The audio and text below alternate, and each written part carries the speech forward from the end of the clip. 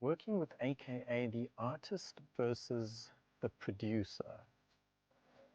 How do I answer this?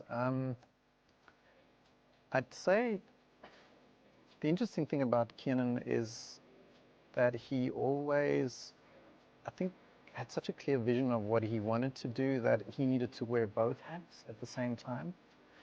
I think he perhaps on occasion was more of a producer in the sense that he would have an incredibly clear vision on how to achieve the overall idea of what it is he wanted to achieve.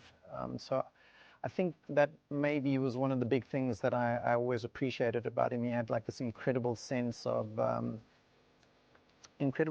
just like sonics. He was very critical of like the mix process. He was very critical of just the professionalism of what he demanded from everyone who was in his team, from producers, engineers, through to just the way everything kind of came together. And I think in that sense, yeah, his calling was definitely a little bit more than the average artist out there. I would say one of the reasons why his legacy is so big is because he wore this hat, or these many hats, in so many ways and in an incredibly masterful way. I introduced Dolby Atmos to Kiernan maybe just a few months before we started working on Mass Country, and Mass Country being my fourth album working with him. I think the journey that we like created over many a year was something that he I don't know, I guess the best way to describe it is I would say he was always trying to push the envelope of where he could go, and Dolby Atmos being, or spatial audio being, the new frontier of how music and or sound in general is represented across different mediums. Once he kind of heard it the first time, he was like, well, we got to do the whole album like this. So it was a pretty natural conversation once he heard it the first time on what it is we could achieve. And I'd say at the moment he's one of the few African artists out there, especially in the hip hop universe, who considered going down this road. And I think that's just another milestone in the big conversation of why Mass Country is just the kind of juggernaut album that it is. I think what's a little sad about the experience from Mass Country's perspective anyway is that Kin never saw that phase through. We were only able to finalize the full album in the Dolby Atmos format after Kiernan's passing, so I'm afraid he never saw it to its final fruition. But the really cool thing is that we started the process already on the first single. So we did Prada in that way, we did Lemons, and I think we did, I can't remember what the third one was, but we basically started the first three singles in that way. And fortunately, you know, everyone in the background supported the idea of representing the full album, because that was Kiernan's wish as well. So unfortunately, he didn't see it through, but I'm sure he would have been very proud of the result. I don't know if I can say this on camera. No. Let me say specifically, I think what Kiernan reinforced in me was, you know, if you want something, go for it, no matter what or no matter who says otherwise. I think there were a lot of people in his career path that just said that you were either not a vernac-based rapper or whatever, and he needed affirmation, as we all do, in order to, you know, become the thing that we want to be. But Kiernan was very self-assured. If it's one thing you could never take away from him, he was the kind of guy who didn't need, you know, an extra pep talk. And I think I think that goes a long way, obviously, for the culture of hip hop. It's part of the DNA of it, but to actually live that, to embody that, and to become that is a different task. And I think in some ways it may have even tortured Kiernan, but in another way it was just so much part of his persona and his life. And I think that's just a beautiful way of looking at the world, is like, don't go in half measured, like go in the whole way. I think Kiernan definitely represented that. Kiernan had many conversations with us as a team over the last 4 albums, and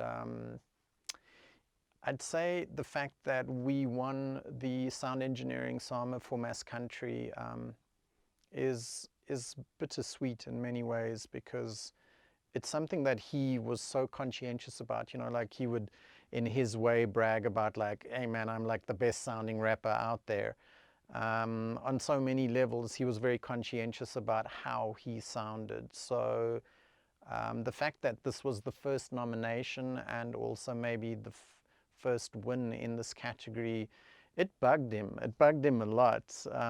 He thought every album, and I mean, I would have to second that. I think albums like Levels and even Touch My Blood and even Bovomania, like for me, these are all marvels of hip hop in the generations that they came out. And I'm never like too upset about a win or not, but it definitely bugged him, and I think wherever he is, he's very, very happy that we got this one. So the process we follow in order to get to Dolby Atmos as a final product or a final format is that we have to do all the hard decisions in stereo, and I don't think that'll change up until Dolby Atmos becomes the dominant audio format. And to use Mass Country as an example, we probably spent maybe 2 months getting the project from start to end in terms of the stereo process. That's with recording phases being delivered to us, all the parts from all the producers.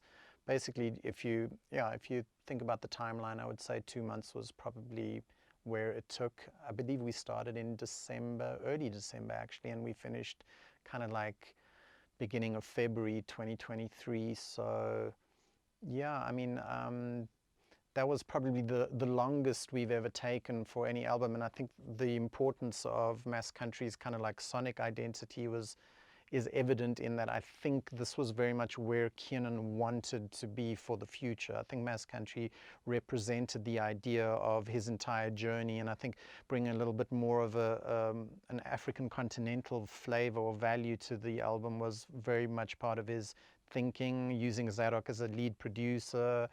I think these were all the elements that he'd garnered over time, and we needed a fair amount of time in order to bring that through. By the time we got to the Dolby Atmos phase, we'd done all the hard decisions, and we only needed maybe 2 to 4 weeks, I would say, at most, to finalize the full project. But overall, that's kind of what you need to do in order to get a quality product over the line. Dolby Atmos, or spatial audio, is a future surround sound format that has quite a few specific details that makes it stand out from any other surround sound format that's come before it. The first thing is that it has representation of sound above you, which there are only one or two other formats that do that. And what it effectively allows the consumer to experience is three-dimensional audio in a cocooned kind of way, because sound is coming to you from all sides.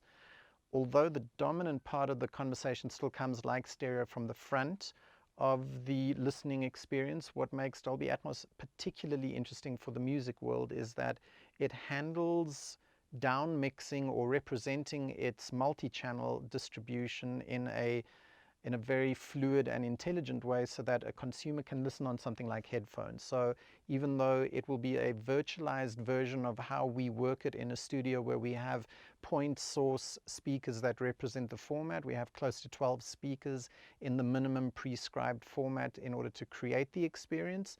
The truth is, the way the consumer can ultimately hear that is through something as simple as headphones, and it does that incredibly well. So I guess the way I would summarize the format in whole is that we start at a very large level, but the way that it handles being able to represent itself at smaller values is part of the offering. And in that way, it represents itself on sound bars, on headphones, on smaller surround formats like 5.1, and ultimately big cinema formats like 7.1.4, 9.1.4, these kinds of things. So if you think about it, it's basically this big thing that has an incredibly intelligent way of being able to recreate itself down to smaller formats. And that's why it just works so well with music and every other format out there. I think maybe I can answer the question like this. I think when I listen back to Mass Country, I hear where Kiernan was in his life. I think a little bit of his past, but also I hear where he wanted to go. And I think he defined that through the music. And because I've known him for so long, my relationship with him at a professional level has been over 10 years. I feel like I've known his musical journey for very, very long. And what I guess I have to honestly look at and appreciate is Kiernan never rested, and I think Mass Country reflects that in a beautiful way. It shows his commitment to the process, to wanting to find an identity of not just wanting to be a hip hop artist, to not just wanting to be a pop artist. I think if you listen to the album from start to end, you go like, wow, there's an identity there that he not only found but also had walked towards. I think that's probably the greatest memory I'll have from all of this. Is that I think Kiernan reached his destination. I think there are quite a few songs that reflect that, and it started with the first singles, but by the time you go the whole way through, like the collaborations, just everything that's in there, I think this was his dream album in many ways, and yeah, just very proud to have been part of it.